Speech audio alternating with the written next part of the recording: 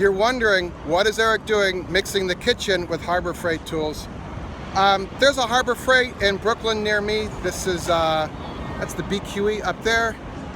The Gowanus Canal's right here, and can't really see it, but the World Trade Center is in the background there. But I, occasionally have a need for a tool or something simple, and I'll wander in the Harbor Freight, and there's just some things that are like, oh wow, that's kind of interesting. And I got to thinking, what could you apply?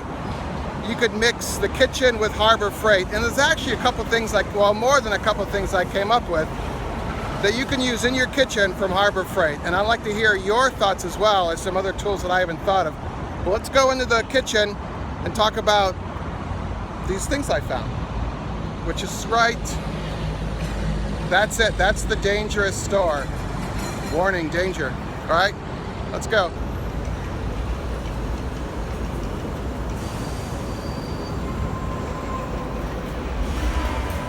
Make, fix, grow, cook. GardenFork. All right, let's go back in the kitchen. I would not advise you driving in New York City. I usually take the train or I ride my bike over here. But let's go. If you ever need pallets, Brooklyn's a great place. This is very dangerous for me to walk past, but I'm just gonna keep walking. I have enough pallets, I'm told.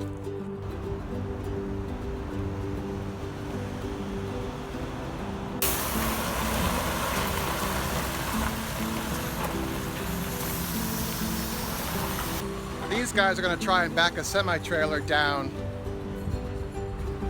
that street because somebody double parked their car at the end and they can't get through. So this is one of those ballet dances of New York. Here he comes.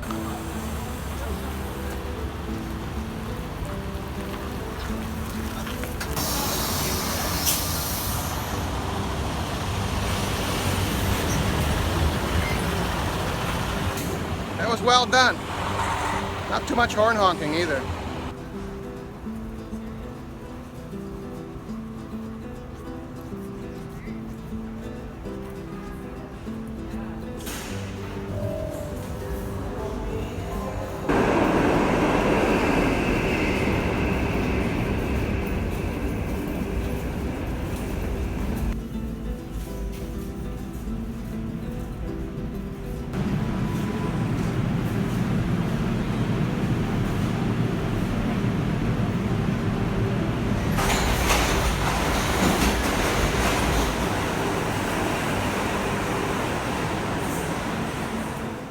All right, almost there.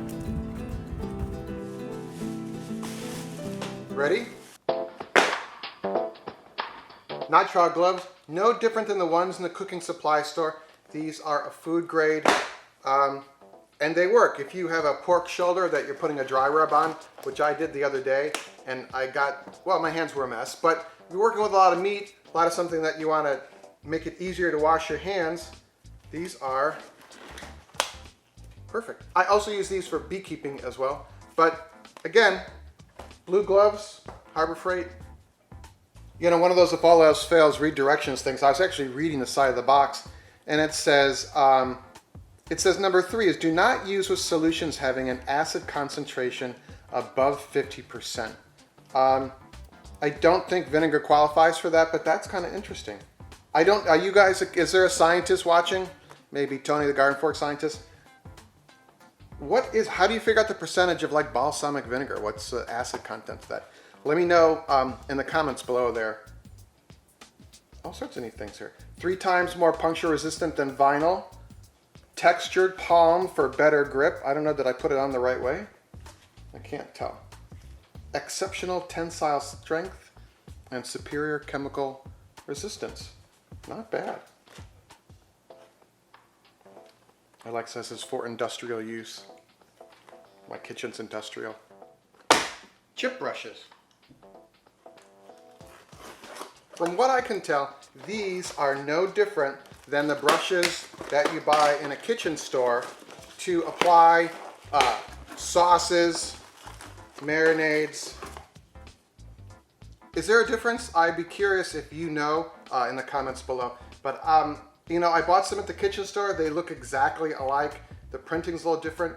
The ones, they're all made in China, all pure bristle. And the ones at the kitchen store don't say food grade. They say nothing any different than what these are. And these are a heck of a lot less expensive. I buy these in bulk. I also use them in the shop for applying polyurethane or oil-based paints. Polyurethane, you gotta be careful because the little threads, the bristles come out sometimes, but that's the story of my life. But yeah, a heck of a lot cheaper than the grocery store, not grocery store, kitchen store. It doesn't say anywhere on here that it's not food grade. I don't know. If this is your first time watching GardenFork, my show is just really eclectic. We can be in the kitchen one day, we can be in the workshop another day, and then the third day we're using chainsaws to cut firewood or chop down trees or something. So if you're interested, there's links below in the show notes about all of my world, tons of videos. But this has just intrigued me, so I was like, chip brushes, work in the kitchen, you know? Welding gloves. I actually bought a pair of these for my welding setup. I'm learning how to do flux core welding. Of course, I have a video about my first tries on that. Kind of a neat starter video. I learned a lot from the comments about that. But I'll link below to that video. But yeah, these things, after I got them, I thought these would be really great for trying to pull a Dutch oven out of a fire, out of your stove. But we do some outdoor cooking or bean hole cooking. Finger's got to go in the right holes there. But